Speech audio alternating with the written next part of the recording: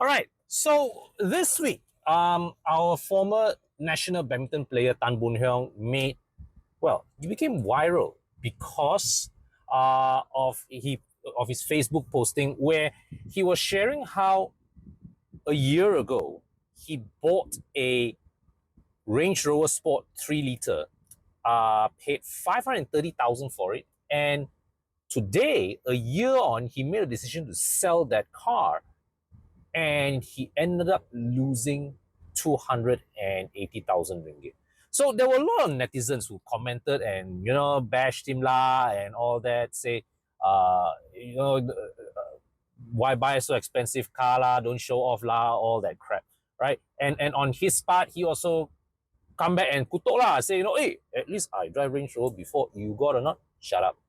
But my purpose of dissecting of this video in dissecting what he experienced is not to criticize or to defend anything. All right. In fact, my opinion is that at the end of the day, it's his money, his decision, his car.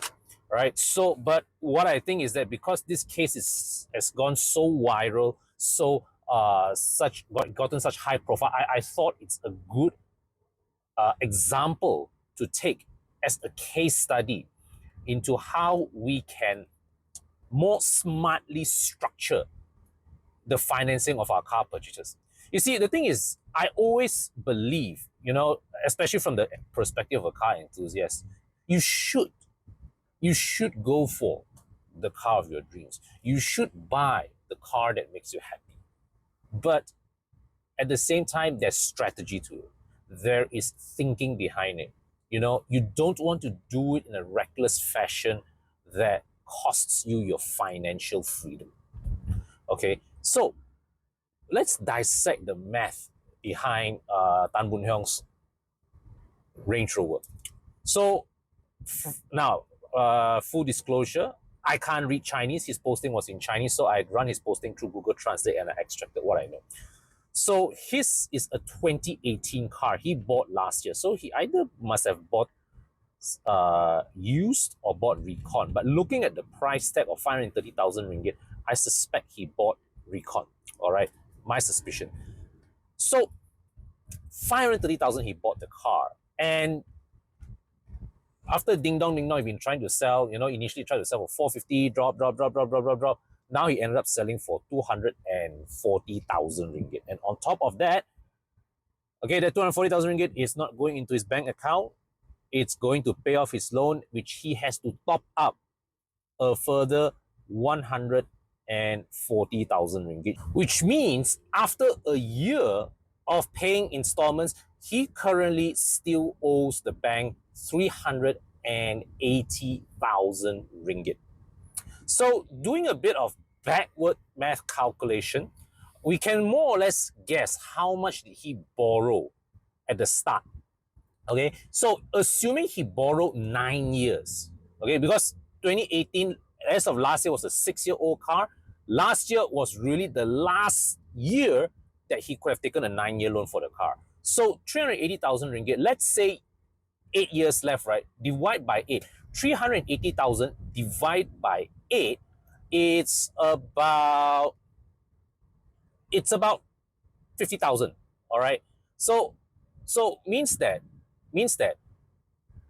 he would have borrowed, if it was a 9-year loan, he would have borrowed 430,000 ringgit stretched over a 9-year loan. If he had taken a 7-year loan, then 380,000 ringgit divided by 6 remaining years, 60,000 left, which means that he would have borrowed about 440 to 450,000 ringgit. If he had borrowed, if his tenure was 5 years, it means that he have borrowed about 460 to 470,000 ringgit. And if let's say if he gung ho borrowed 3 years only, right, which is unlikely, then what would be the case is that 380 divided by 3, that would be 130,000, which means that he borrowed about 500,000. All right, if he had borrowed for, which would have been the maximum possible 90%. All right. So what this means is that even okay, and this ties into the point I've been saying.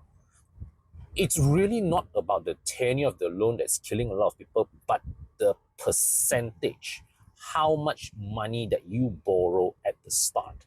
So just that simple math suggested to me that, even if he had been paying a 3-year loan, at 90% loan, he would still be in the red. He would still be topping up money to the bank. Okay, so the thing is, if let's say like if you are to back engineer where he is right now, hindsight is 2020. Now, granted, for a 6-year-old car to lose more than half its value, I think is very jialat lah. All right, so that's the kind of crappy situation that you probably wouldn't predict, right? Brand new car, EV, yes, first year lose 50%. This is quite normal. But for a used 6-year-old car to lose 50%, that's sad, right? But it's a further reminder that, when you want to do your financing, you want to leave yourself a bit of margin, all right, so that you have that financial breathing room.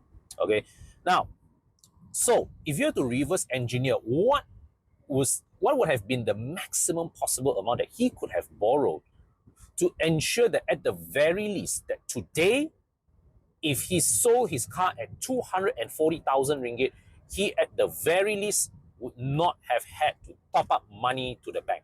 So let's do a math, okay? 240,000 ringgit, let's say divide 8, right? It will be 3. So, which means that if he wanted to take a 9-year loan, the maximum, you want to ensure that your loan balance don't exceed 240,000 ringgit. After a year, he could not, the maximum that he could have borrowed was 270,000 ringgit. Okay, that's 9 years. What about, let's say, 5 years? Okay, so if let's say 5 years, 240,000 ringgit divide by 5, that would be about 50,000. So that means that he can borrow about, if you want to repay within 5 years, he can borrow 280, 290,000 ringgit max. What about 3 years? 3 years is the shortest possible time frame, 3 years. So once again, 240 divide by 3, 8. So he could have, if he borrowed 310, 320, yes. Okay. If he's willing to pay off within 3 years, then he can borrow up to about 310 to 320. You see, so even 3 years or so, he's nowhere close of being able to come out clean if he had borrowed 90% loan. So the thing is this, like I have said this in my before, and I will say this again. So I do believe, okay, I'm not going to comment or judge or anything. Now, the math is simple. Where he is right now, all right, with 380,000 loan owed to the bank, but the car is only able to sell for 240,000 ringgit. What this simply means is that he just needs to be able to have 140,000 ringgit of liquid cash available to pay off the bank. So this goes back to my point really in what I made in the previous video. Quite ironically, if you are poor, if you are cash poor, you actually cannot afford to take 90% loan. Okay? So let's just say that if in Tan Boon Hyung's position, you have that 140,000 ringgit cash available that, okay, fine, you can take and settle the loan, then you're all right. You're all right. It's painful, but you're all right. But what if that 140,000 ringgit is your emergency fund? What if that 140,000 ringgit is money that you had set aside for something else that you want to do? Like maybe you want to put it into an investment. You want, or you want to, or maybe it's something that you need that money to spend on your kids' education, all right, parents' medical treatment. Now you have to take and pay people to take your car off your hands, right? So the thing is, there's no right or wrong.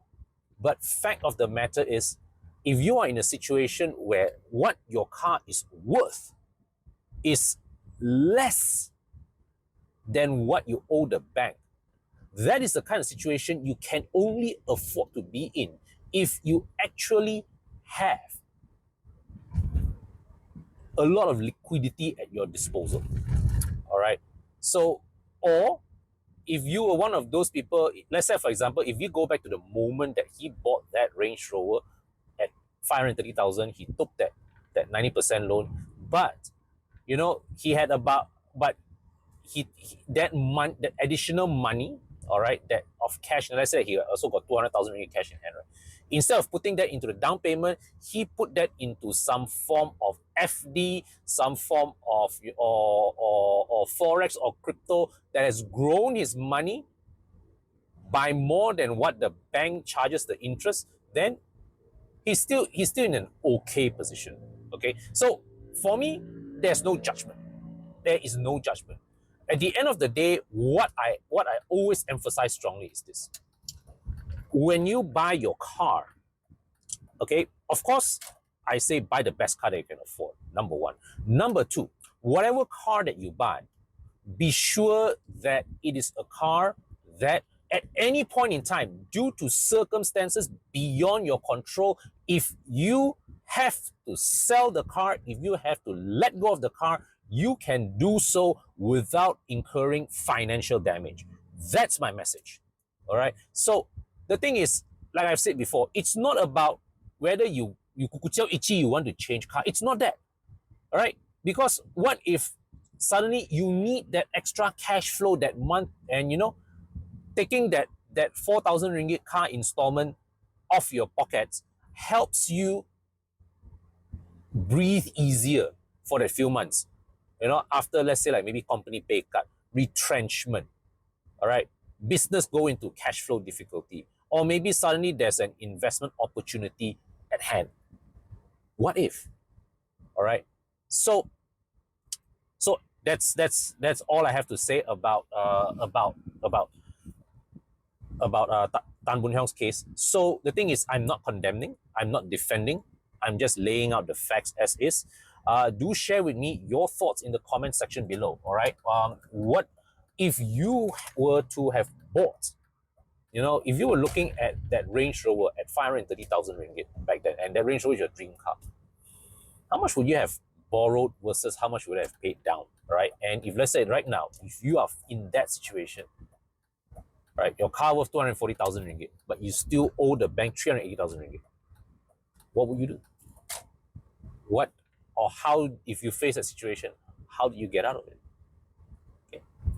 So let me know in the comment section below. And of course, if you've got a car to sell, all right, if you're in a position where you've got a car to sell and you want to get more money back from selling your car, I'm actually organizing a one-day event at Strand Kota Damansara on Sunday, 6th of July.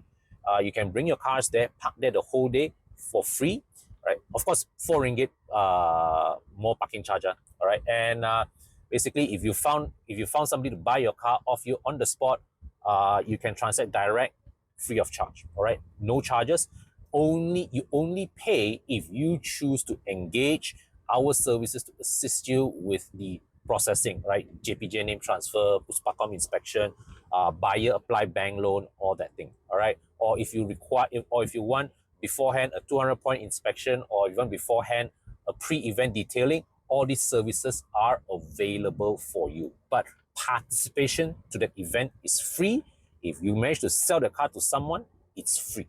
Okay, so fill in the form in the description section below, and my team will be in touch. We are closing applications soon, all right, participation soon. So get your names in there, and I look forward to see you this Sunday. All right, take care. Bye-bye.